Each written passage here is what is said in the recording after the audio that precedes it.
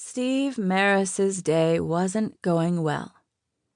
A parts shipment was lost somewhere in the Midwest. His secretary had quit without notice, and he suspected his ex-wife was dating again. The parts shipment would eventually be found, and he could hire another secretary, but the news about Mary Lynn was harder to take. He poured himself a cup of coffee and noted that it had been at least a month since anyone had bothered to clean the glass pot. He'd make damn sure his next secretary didn't come with an attitude. This last one had refused to make coffee, claiming she'd been hired for her secretarial skills, not that they'd been so impressive. And she'd never understood that in his shop, everybody pitched in. No, he was well rid of her. He sipped the hot liquid and grimaced. Todd Stafford must have put on this pot. His production manager made the world's worst coffee. Steve dumped it and rinsed his mug, then sat down at his desk, sorting through the papers amassed there until he found the invoice he needed. Todd opened the door. "You going to sit in here all day and fume about Danielle quitting?" Todd was talking about their recently departed secretary.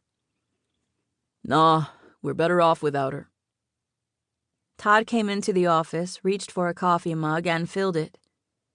He pulled out Danielle's chair and plopped himself down, propping his feet on the desk.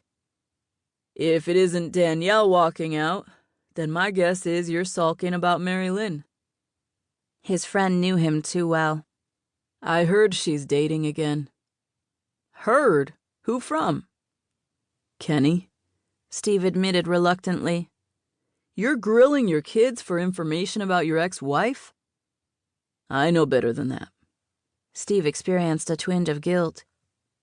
He hadn't intentionally asked his 9-year-old if his mother was dating. Kenny had been talking about joining a softball team in the spring, all excited about playing shortstop.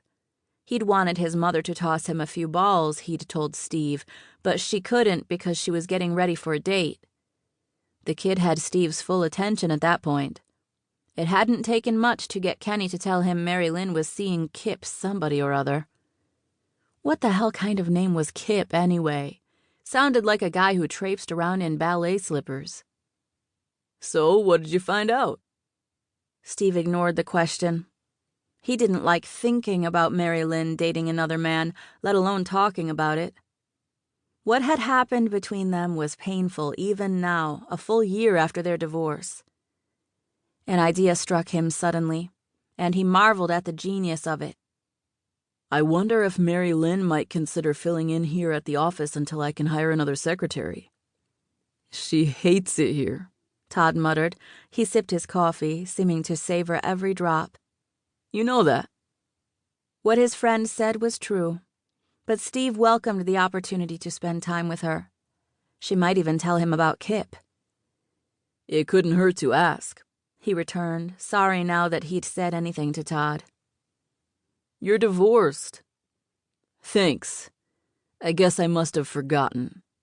Steve glared at him, hoping his sarcasm hit its mark. "It's time to move on, old buddy. Mary Lynn has." Steve rose abruptly from his chair. "Shouldn't you get to work?" "All right, so I touched a raw nerve. No reason to bite my head off."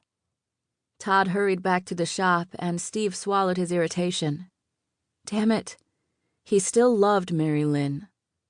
No one had told him how painful this divorce business would be. They'd been married 12 years, and fool that he was, Steve had assumed they were happy. Then, one day out of the blue, Mary Lynn had started crying. When he'd tried to find out what was wrong, she couldn't say, except that she was unhappy. They'd married too young. She'd missed out on all the fun, all the carefree years. And now here she was, stuck with a husband, kids, responsibilities. Steve tried to understand her concerns, but everything he said and did only made matters worse. The thing that really got him was her claim that she'd never had her own bedroom.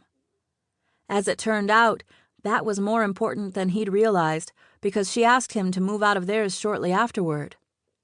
Steve had called her bluff, firmly believing it was a bluff.